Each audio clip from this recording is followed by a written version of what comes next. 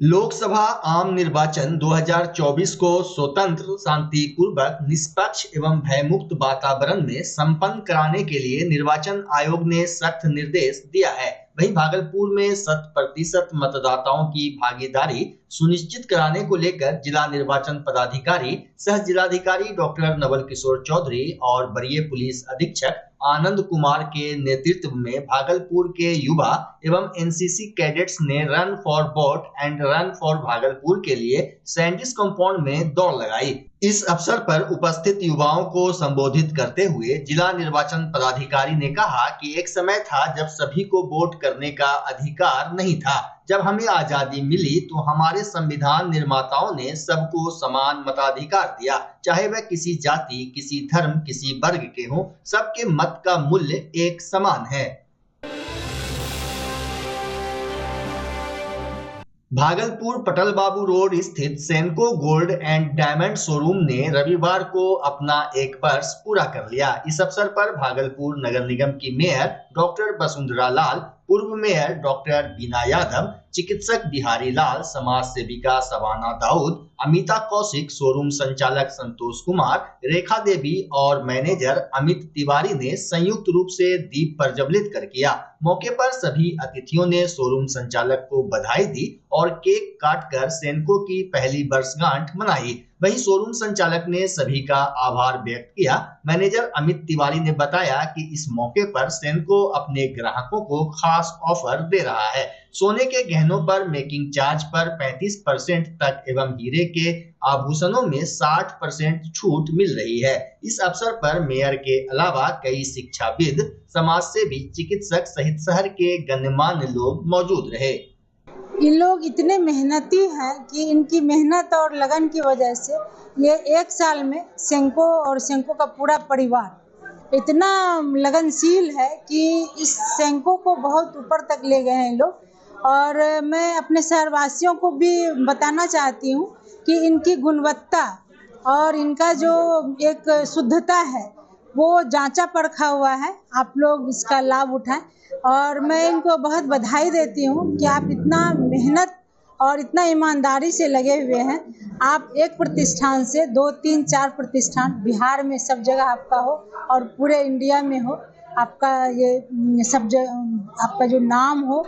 और मैं फिर से इनको बहुत बहुत बधाई और शुभकामनाएं देती हूँ कि आप ईमानदारी पूर्वक और गुणवत्ता पूर्वक अपने काम में लगे रहिए और अपने जो ग्राहक आते हैं उनको संतुष्टि प्रदान करिए। बहुत आज 1 साल पूरा हुआ है।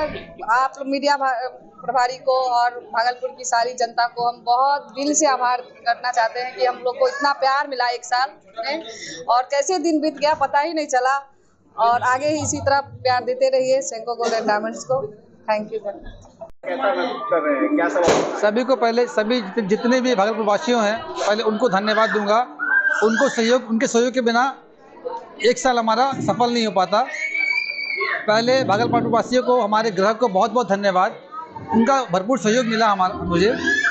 और 1 साल पूरे होने के उपलक्ष्य में पहला एनिवर्सरी हमारा है, उसके उपलक्ष्य में हम लोगों ने डायमंड के मेकिंग चार्ज में फ्री रखा है हम लोगों ने, और गोल्ड में हम लोगों ने अप टू 35% का डिस्काउंट रखा है। लेकिन इस पूरे 1 साल पूरे होने के लिए मैं पुनः सभी भागलपुर वासियों को धन्यवाद दूंगा।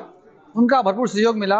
उन लोगों ने हमारे सेनको के ब्रांड पे विश्वास किया और सेनको भी पूरे कोशिश किया कि हम उनके विश्वास पे खड़ा उतरे।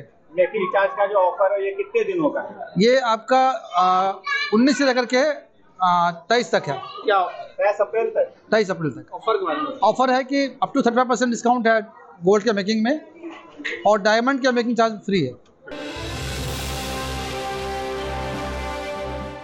इंग्लिश विषय की पढ़ाई के लिए पूर्वी बिहार में विख्यात एकलव्य इंग्लिश कोचिंग अपने स्टूडेंट्स के बीच हमेशा विभिन्न शैक्षणिक कार्यक्रम करता आ रहा है। इसी कड़ी में भागलपुर सराय स्थित एकलव्य इंग्लिश कोचिंग सेंटर में रविवार को करीब 1500 स्टूडेंट्स के बीच 3 सेंटरों पर सुपर चैलेंज टेस्ट 151 प्रतियोगिता आयोजित की गई।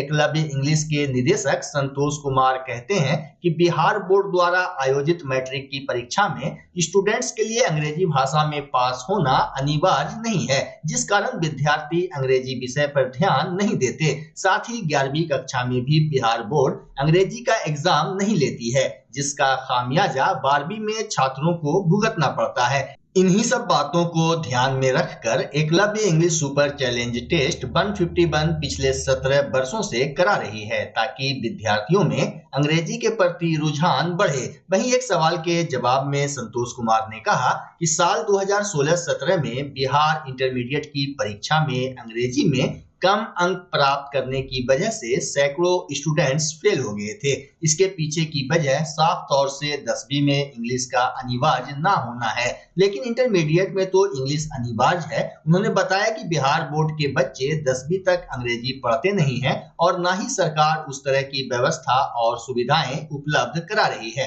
हाँ, हिंदी का दायरा धीरे धीरे बढ़ा जरूर है, लेकिन आज के दौर में अंग्रेजी से परहेज करना भी सही नहीं है। हिंदी और अंग्रेजी विषय की पढ़ाई कराने वाले शिक्षक संतोष कुमार कहते हैं कि विज्ञान और मेडिकल की पढ़ाई आप हिंदी में चाहकर भी नहीं कर सकते हैं। वहीं शिक्षक संतोष कुमार ने बताया कि इस बार उनके संस्था में 11वीं कक्षा के छात्र छात्राओं के बीच 100 मार्क्स के इंग्लिश ग्रामर का टेस्ट लिया गया। उन्होंने बताया कि इस तरह का आयोजन प्रत्येक वर्ष किया जाता है। डायरेक्टर ने कहा कि सुपर 151 चैलेंज टेस्ट कौन बनेगा बाहुबली में भाग लेने वाले 151 स्टूडेंट्स को परफॉर्मेंस के आधार पर सिलेक्ट किया जाएगा। टेस्ट में बेहतर अंक लाने वालों को कई तरह के आकर्षक उपहार दिए जाएंगे। उन्होंने बताया कि रिजल्ट का प्रकाशन 60 दिनों के भीतर कर दिया जाएगा। बता दें कि पिछले 17 वर्षों से एकलव्य इंग्लिश अपने छात्र छात्राओं के बीच इस तरह का आयोजन करते आ रहा है। डायरेक्टर संतोष कुमार ने बताया कि प्रतियोगिता में सफल 5 छात्रों को साइकिल, 5 छात्रों को वाटर फिल्टर, 5 स्टूडेंट्स को सीलिंग फैन, 5 विद्यार्थियों को टेबल फैन,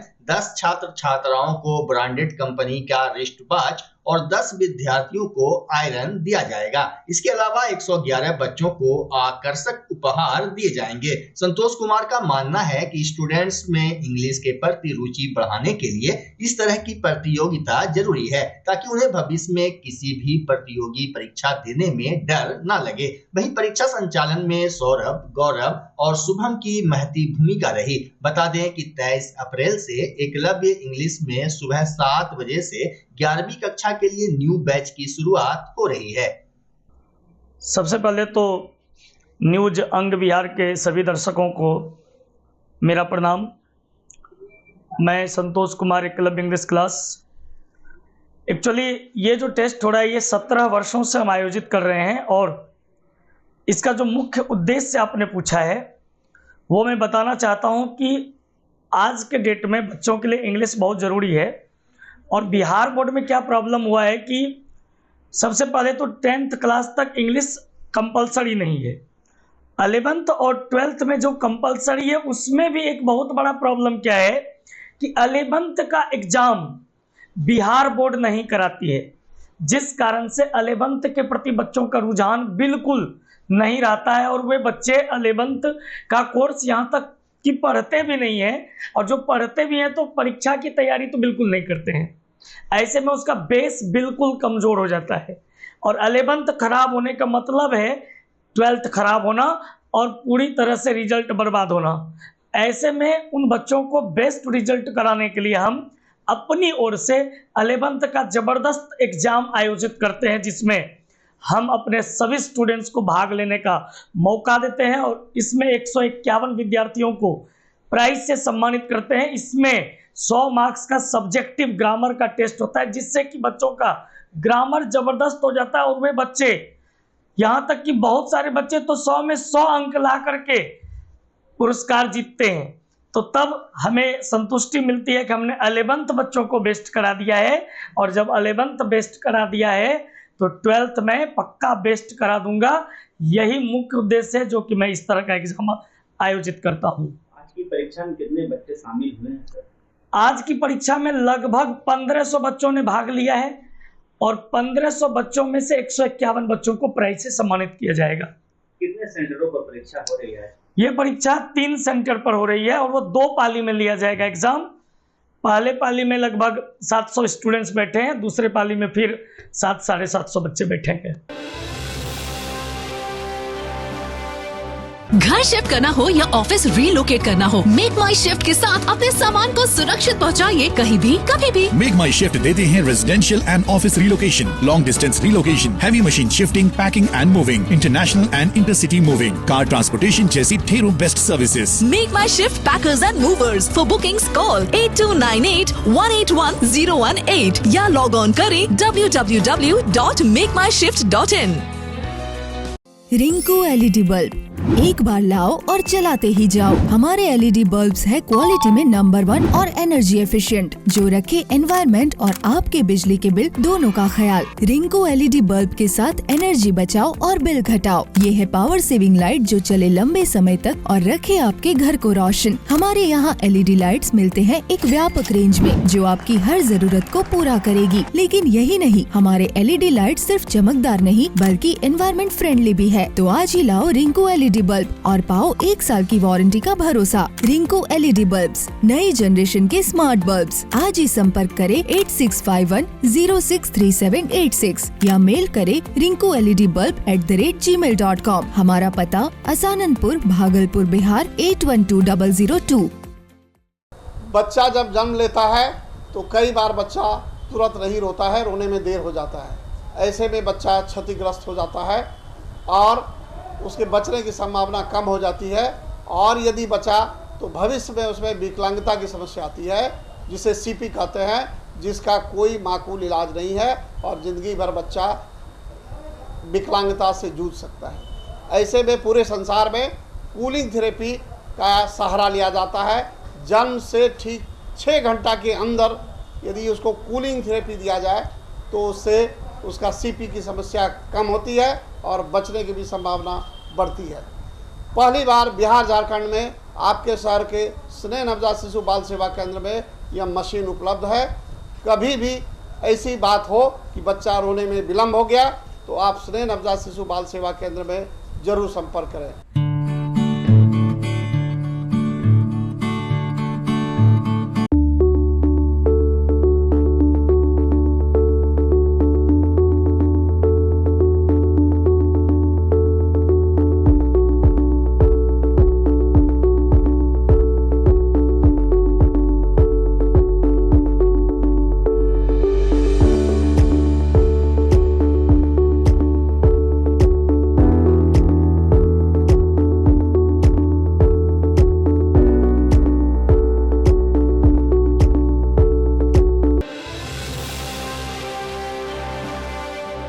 बिहार राज्य सिया वक्फ बोर्ड के अध्यक्ष एवं जेडीयू अल्पसंख्यक प्रकोष्ठ के पूर्व राष्ट्रीय अध्यक्ष अफजल अब्बास भागलपुर पहुंचे, जहां उनका स्वागत सिया वक्फ के जिला सचिव सैयद जिजा हुसैन ने बुके देकर किया। वहीं 26 अप्रैल को होने वाले लोकसभा मतदान को लेकर सैयद अफजल अब्बास ने भागलपुर से जदयू के उम्मीदवार अजय मंडल के पक्ष में वोट करने की अपील लोगों से की। सिया वक्फ बोर्ड के अध्यक्ष ने कहा कि सीएम नीतीश कुमार के कार्यकाल में बिहार का चहुमुखी विकास हुआ है। सुनिए क्या कुछ कह रहे हैं बिहार राज्य सिया वक्फ बोर्ड के अध्यक्ष एवं जेडीयू अल्पसंख्यक प्रकोष्ठ के पूर्व राष्ट्रीय अध्यक्ष अफजल अब्बास।